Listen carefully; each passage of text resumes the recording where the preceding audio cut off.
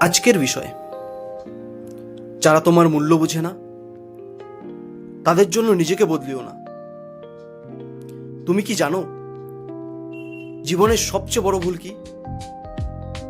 আমরা এমন কিছু মানুষের কাছে নিজেকে প্রমাণ করতে চাই যারা আমাদের মূল্যই বোঝে না।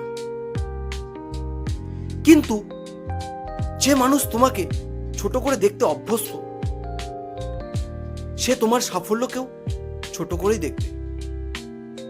তাই নিজেকে প্রমাণ করার চেষ্টা বন্ধ করো। নিজের লক্ষ্যকে এত বড় বানাও যাতে একদিন তোমার সাফল্যই তোমার পরিচয় হয়ে যায়।